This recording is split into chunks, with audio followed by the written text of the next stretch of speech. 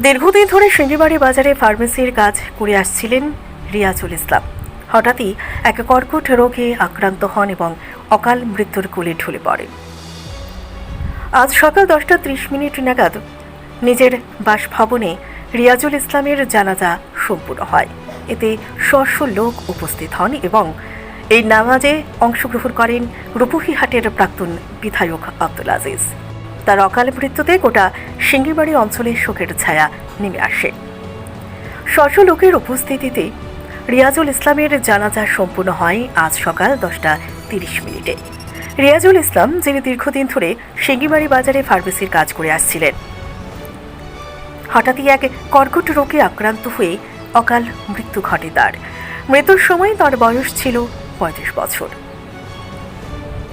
শ লোকের উপস্থিতিতে আজ সকাল 10:30 নিজের বাসভবনে রিয়াজুল ইসলামের জানাজা সম্পন্ন হয়।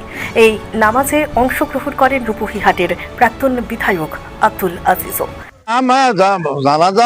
জানাজাৰ কথা শুনিলে মই যাওঁ, এইটো ৰূপহী সামগ্ৰী ডিং সমষ্টিৰ পৰাই মানে জানে যে জানাজাৰ কথা শুনিলে জানাজাত আহিলে ছাৰা দুই কেৰাত চব পোৱা যায়। এটা কেৰাটৰ দাম হ'ল বহুত, পাহাৰটো পাল্লাত তুলিলে যিমান ওজন হয় এটা কেৰাটৰ মূল্য তেনেকুৱা। গতিকে এই যুৱকজন আমাৰ সমাজৰ বহুত কামত আহিছিল আৰু এওঁ মানে শিঙিবাৰীত ফাৰ্মেচী চলাইছিল। কিন্তু মই আজি এতিয়া গম পালোঁ তেখেতৰ মৃত্যু হৈছে। গতিকে ঠিক সময়তে জানাজাত উপস্থিত হৈছোঁ আৰু ৰাইজক মই এটা অনুৰোধ জনাইছোঁ, এওঁ এটা ফাৰ্মেচী চলাইছিল, এওঁৰ ওচৰত যদি কোনোবাই পায় তেওঁৰ দেউতাকক ক'ব লাগে দি দিব, আৰু এওঁ যদি আপোনালোকৰ ওচৰত পায় তেনেহ'লে আপোনালোকে এই পইচাখিনি দি দিব, কাৰণ দুটা বাচ্চা কৃত্ৰিম বাচ্চা থৈ গৈছে। গতিকে এইটো মই জানাজা এপিল কৰিছোঁ আৰু জানাজাক মই মানুহক এটা এপিল জনাইছোঁ যে খৰচ আদায় নকৰি আপোনালোকে ফৰ্জে কেফায়ালৈ নাহিব। এইটো মই হাত জোৰ কৰি প্ৰত্যেককে মই অনুৰোধ জনাইছোঁ। ফৰ্জে আইন যদি আপুনি আদায় নকৰে, ফৰ্জে কেফায়াক কিছুমান মানুহে কৰিলে হৈ যায়, এইটো কিন্তু আমাৰ দায়িত্ব নহয়। গতিকে আমাৰ সমাজত বহুত মানুহ দেখা যায় ফৰ্জে আইনটো আদায় নকৰে, জানাজা সুবিধা পালে আগৰ কাটাৰত আহি থিয় হৈ যায়। এইটো ঠিক নহয়, এইটো সঠিক কাম নহয়। আজি মই এই কথাটো মই ক'বলৈ এইকাৰণে বাধ্য হৈছোঁ, মই প্ৰত্যেকটো জানাজাত গৈ আছোঁ, দেখি আছোঁ কিছুমান মানুহক ফৰজৰ লগত কোনো সম্পৰ্কই নাই।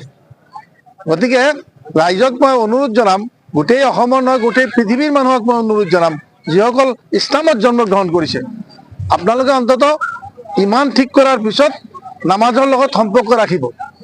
নামাজ নপঢ়া মানুহৰ দান খয়ৰাত যিমানেই কৰে ওপৰলৈ তাত নাযায়। গতিকে মানুহ মৰাৰ পিছত দুটা জেগা, এটা হ'ল ইল্লিন, এটা হ'ল সিজ্জিন। যাৰ আমল ভাল তেওঁ ইল্লিনলৈ গুচি যাব, তেওঁৰ আত্মা ইল্লিনলৈ গুচি যাব, আৰু যাৰ আমল বেয়া তেওঁ সিজ্জিনলৈ গুচি যাব। সিজ্জিন it is a part of hell, আৰু ইল্লিন it is a part of heaven. গতিকে কিয়ামতৰ আগলৈকে এই মানুহৰ অতি কম বয়সত 35 বছৰ দুজন যুৱক আপোনাৰ যুৱকে ইন্তেকাল হ'ল আৰু তেখেতে দুজন সন্তান হৈ গৈছে। এইটো সন্দৰ্ভত আপুনি কি ক'ব? নাই, এইটো সম্পৰ্কে মইতো জানাজাত অপেনলি মানুহক কৈছোঁ, খোলাখুলিভাৱে অনুৰোধ জনাইছোঁ। সমাজৰ মানুহৰ এইটো দায়িত্ব আছে, এই দুটা হিতিম বাচ্চাক যাতে লিখা পঢ়া, সিহঁতৰ খোৱা লোৱা আবি যাবি চব আমাৰ সমাজে খবৰ ল'ব লাগিব। প্ৰয়োজন হ'লে আমাকো খবৰ কৰিলে আমিও ইয়াত পাৰ্টিচিপেট কৰিম, কাৰণ এই হিতিমবিলাকক যদি মানুহ কৰিব পৰা যায় তেনেহ'লে আমাৰ এইবিলাক এটা সময়ত এই দুটা ল'ৰা আমাৰ সমাজৰ সম্পদ হৈ যাব। কিন্তু এওঁলোকৰ প্ৰতি যদি আমাৰ যত্ন নাথাকে, এওঁলোকৰ প্ৰতি যদি আমাৰ খবৰ একো নাথাকে, তেনে এটা সময় আছে এইবিলাক আমাক সম্পদ নোহোৱাই আমাৰ আপদ হৈ যাব। গতিকে এইবিলাক এই ল'ৰা দুটাক লিখা পঢ়াৰ কাৰণে সমাজৰ সকলো মানুহক মই অনুৰোধ কৰি কৈছোঁ যে আপোনালোকে এই ল'ৰা দুটাক ডাঙৰ দীঘল পোহপাল কৰাৰ ভাল আছিল। মোক বহুত সন্মান কৰিছে, তেওঁ ফাৰ্মেচীৰ পৰা বহুত ঔষধ মই বাকীত নিছোঁ। কেতিয়াবা ঔষধ যিমান দাম তাতকৈ মোক কম দামত ঔষধ দিছে, আৰু মোৰ ভাইটিৰ লগত একেলগে সহপাঠী আছিল। মোক দাদা বুলি মাতিছিল, মোক সন্মান কৰিছে, বহুত মৰম কৰিছে।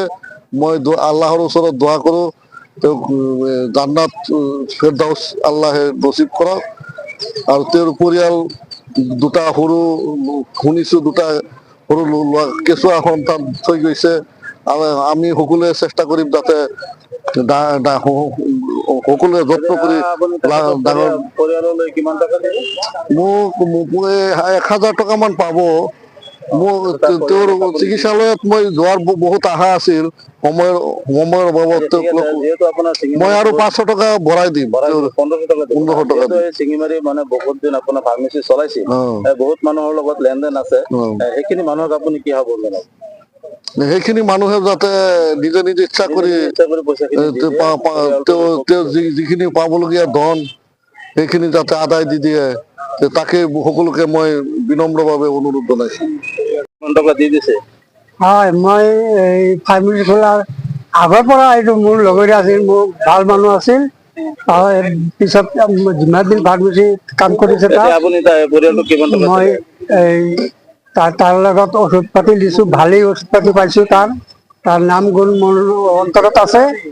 এতিয়া সি 500-600 টকা পাব, মই 500 টকা এটা দিছো, তাৰ সৰু বাকীটান আৰু 100 টকা এটা আছে, এইটো 100 টকা হয় না আৰু কমি হয় এইটো মই নাজানো, হ'লে 100 টকা এটা দি দিম। আৰু বাকী মানুহখিনি আৰু বাকী মানুহকেইটা যিকেইটা মানুহৰ লগত 200 হওক 100 হওক বা যিমানেই হওক, এইটো অনুৰোধ কৰি ইয়াৰ 2টা পোৱালি আছে, চবেই মানে পইচা কেইটা পাওনা পইচা কেইটা যাতে পইচাখিনি পৰিয়ালক দিয়ে। জাৰ্চি কিনি নিজে।